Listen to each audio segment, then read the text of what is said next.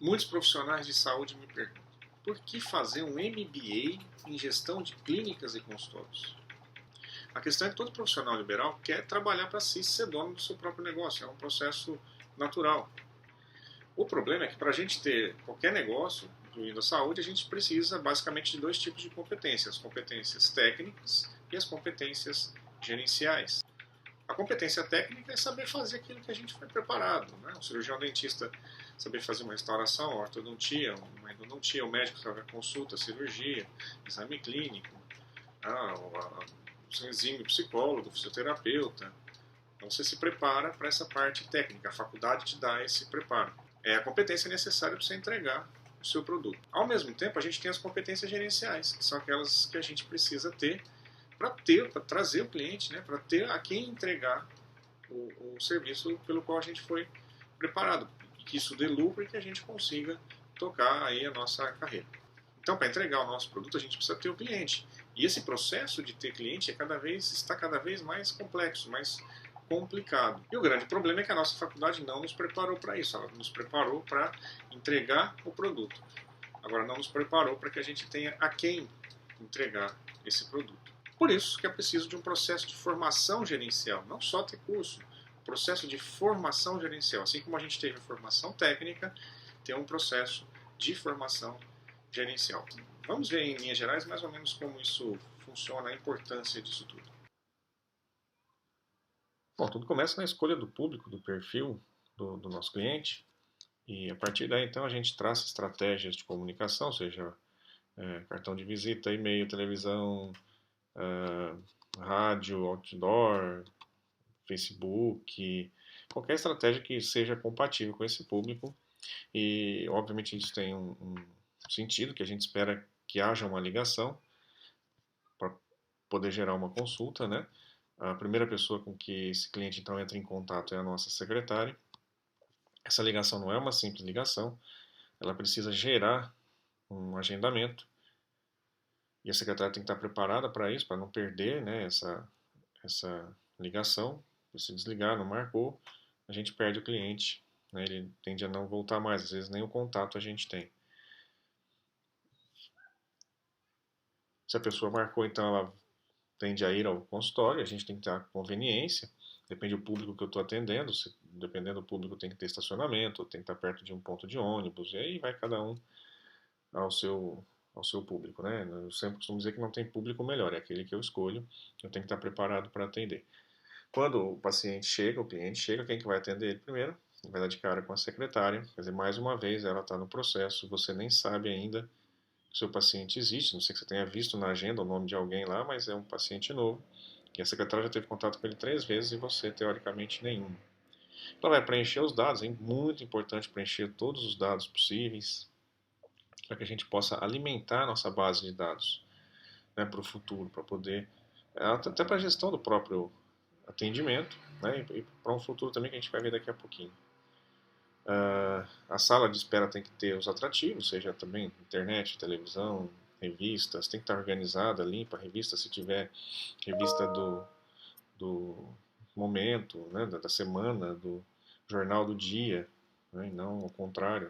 Às vezes o profissional assina a revista em casa e lê primeiro, depois de uma semana, 2 semanas, leva para a clínica. Isso é o inverso, né? Assina na clínica, no consultório, depois você leva para casa, vê conforme você quiser. Isso tem um segredo, tem que ser muito pouco utilizado, você tem que atender no horário, o foco é atender no horário, 5, 10 minutos de atraso.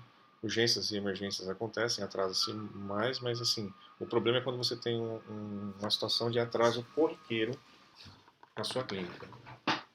Atrasos eventuais acontecem, atrasos periódicos, sistemáticos, alguma coisa está errada.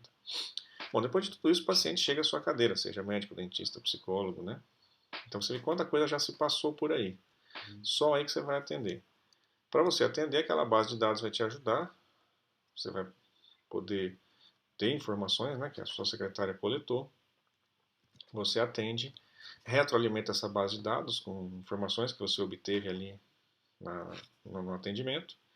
Esse paciente então vai embora, para que ele vai embora ele vai pelo menos para dar um tchauzinho para a secretária, vai passar com ela de novo.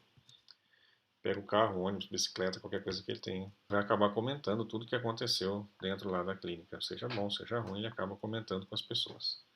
Agora, como que eu posso saber o que ele comentou? É importante que a gente faça uma pesquisa de satisfação para ver como que o paciente, o cliente está vendo nossa clínica lá dentro, nosso atendimento, atendimento da nossa secretária, todos esses quesitos que a gente passou por aqui, estacionamento, agendamento, se eu estou atendendo no horário ou não, né? Os atrativos, etc, etc. Isso também é uma base de alimentação da nossa base de dados. Junto a isso, a gente tem que pegar todas as informações que estão aí dentro e tomar decisão em todos esses sistemas, porque a pesquisa tem que fechar todo esse ciclo, né? Como é que está, como eu falei agora, como estão todos esses itens, esses quesitos, e eu tomo decisão naquilo que não está legal. Essa base de dados, ao mesmo tempo, também alimenta meus novos investimentos em publicidade, né? Para poder trazer mais pacientes, mais clientes. Ao mesmo tempo, eu tenho que cuidar que aquele cara que saiu, que ele volte, né? Se eu não terminei o tratamento, que ele volte para terminar, que ele faça o tratamento, ele compre o nosso serviço. Quando ele terminar, ao mesmo tempo, essa base de dados tem que me ajudar para que ele volte no tempo certo, 6 meses, um ano, conforme o ciclo, 3 meses, se é ortodontia ou mensal. Então essa base de dados vai me ajudando a controlar, né, e não deixar que esse atendimento, que esse relacionamento se perca aí no caminho.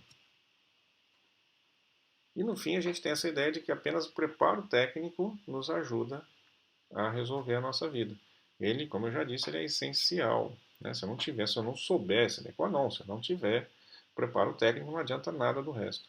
O problema é a gente imaginar que só o preparo técnico vai resolver a nossa situação. Vocês viram quão complexo é todo esse sistema. Então é muito importante que a gente tenha aí essas duas competências em conjunto, a competência técnica e a competência gerencial.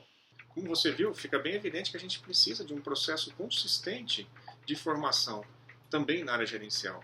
Condição sine qua non, ter o processo de formação técnica. Isso a gente, enquanto profissional, já tem. Agora é adquirir esse processo de formação gerencial que a faculdade não nos deu.